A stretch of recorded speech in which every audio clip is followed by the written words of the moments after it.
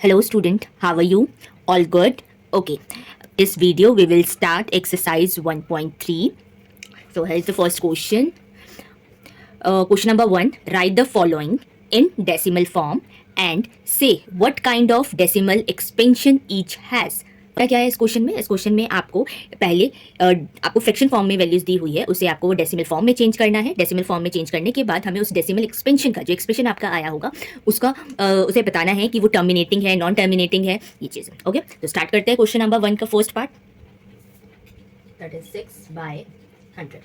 36/100 इसे हमें decimal form में चेंज करना है। डेसिमल फॉर्म में हम कैसे चेंज करते हैं, आपको इसे डिवाइड करना पड़ेगा। डिवीजन हमें आता है किस तरीके से किया जाता है। तो लेट्स सी, डिनोमिनेटर की वैल्यू अंदर आएगी 100 एंड दैट इज 36। 100 से 36 सॉल्व नहीं हो सकता, तो हमें क्या लेना पड़ेगा, decimal point, that is 0 point लेते ही हम यहाँ पे एक 0 एक्स्ट्रा कंटेन करेंगे। अब ये 360 हो गया। 100 की टेबल में 360 नहीं आता, बस इससे जस्ट छोटा नंबर क्या आता है, 300। तो यहाँ पे आपको 3 लेना है, सॉल्व करोगे, माइनस करेंगे, तो आ गया 60। अब इसके बाद हम जीरोज अपनी तरफ से ले सकते हैं क्योंकि ऑलरेडी हमने डेसिमल पॉइंट लगा दिया है। तो यहाँ पे आप जीरो इस तरीके से लोगे एंड 100 की टेबल में 600 आता है, कितने बारी में आएगा, 600। तो यहाँ पे इसको सॉल्व करेंगे तो आंसर रिमाइंडर क्या आ गया हमारे पास, 0। ठीक है, तो बेटे टर्मिनेटिंग होती है वैल्यूज, उसमें हमेशा जब भी आप डिवाइड करोगे तो रिमाइंडर आपको क्या मिलेगा, 0 मिलेगा। ठीक है, टर्मिनेटिंग वैल्यू में रिमाइंडर हमेशा आपको 0 मिलता है।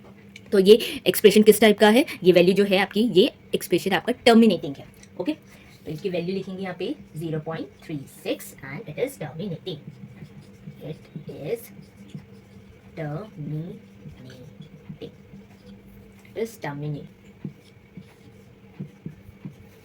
अब इसे कैसे सॉल्व करेंगे, 11 की टेबल में 1 नहीं आता है, इससे बड़े नंबर ही आएंगे। दैट मीन्स हमें सबसे पहले क्या करना होगा, डेसिमल पॉइंट लेने होंगे। तो यहाँ पे हम क्या करेंगे, 0 पॉइंट लगाएंगे। 0 पॉइंट लगाते एक 0 हमने बढ़ा लिया। क्या अब ये सॉल्व हो सकता है, नहीं, अभी भी ये सॉल्व नहीं होगा क्योंकि हमें 11 से जस्ट थोड़ा सा बड़ा नंबर तो चाहिए ही चाहिए यहाँ पे। ठीक है, तो 10 तो सॉल्व नहीं हो सकता, तो हम यहाँ पे अगेन एक 0 लेंगे।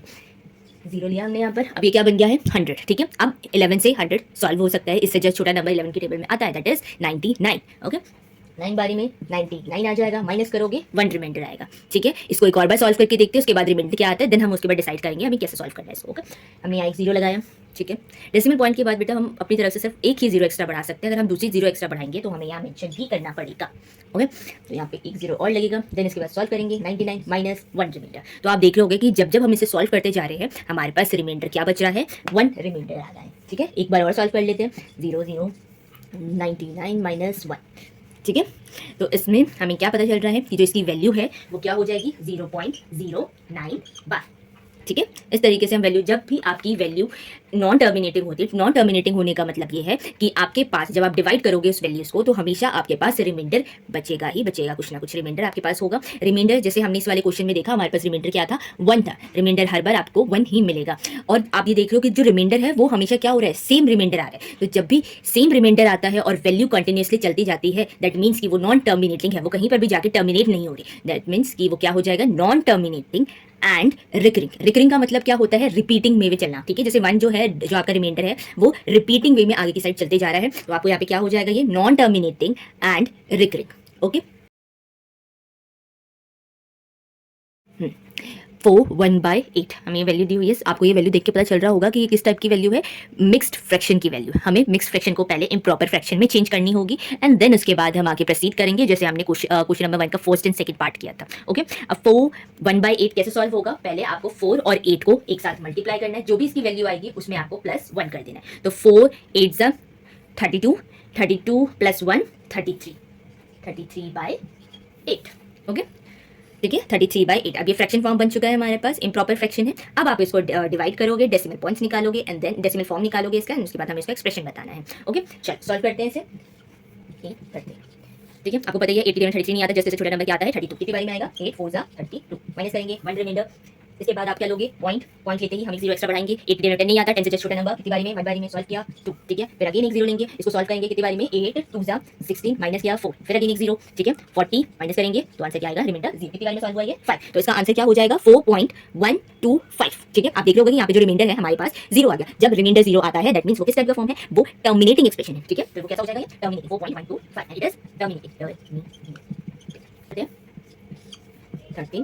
13 की 3 नहीं आता, आपको क्या करना होगा, यहाँ 0 लेंगे, 0.1 more 0 0, oh sorry no we will take only 1 0। 30 हो गया, रेडी होने के बाद यहाँ पे हम किसे सॉल्व करेंगे, 2 से 13 2 जा 26 माइनस किया 4 बच गया आपके पास। यहाँ पे 4 रिमाइंडर है, 4 आने के बाद आपको क्या करना है, यहाँ पे दोबारा आगे सॉल्व करोगे, जीरो दोगे।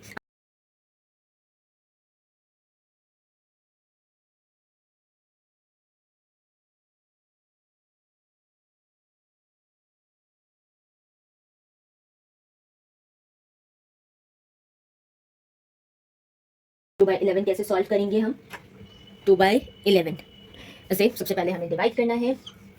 डिवाइड करेंगे, डेसिमल फॉर्म लेकर आएंगे, जीरो लोगे, पॉइंट लगा 20, 1 बारी में सॉल्व हो जाएगा। सॉल्व किया 9 आ गया, वन मोर डेसिमल जीरो लेंगे, यहाँ पे हम एक जीरो लेंगे एंड देन इसके बाद दोबारा सॉल्व करेंगे, 8 माइनस किया रिमाइंडर 1 18। अब आपने देखा यहाँ पे हमने इसे सॉल्व करके 1 आ गया। लेट्स सपोज मैं यहाँ पे क्या करूँगी, 8 9 10 ओहो रिमाइंडर 2 आ गया। फिर अगेन एक जीरो लेंगे, सॉल्व करेंगे इसे, रिमाइंडर क्या आ जाएगा 9। और कितनी बार आया है, 1 बार। ठीक है, अब आप देख रहे होगे जब हमने इसे डिवाइड किया तो यहाँ पे रिमाइंडर 9 आया था और दोबारा जब हम आगे सॉल्व करते हुए नीचे बढ़े तो हमने यहाँ पे भी देखा कि यहाँ पे रिमाइंडर क्या है 9 आया। दैट मीन्स ये वैल्यू 0.1818 इस तरीके से चलेगी। ठीक है, तो हम इसे लिखेंगे कैसे, 0.18। ओके, तो 0.18 बार दैट मीन्स ये किस तरीके की वैल्यू है आपकी, नॉन टर्मिनेटिंग एंड रिकरिंग। ठीक है, तो यहाँ पे क्या लिखोगे, it is non terminating and recurring. Okay, 29/400। ठीक है, 329/400।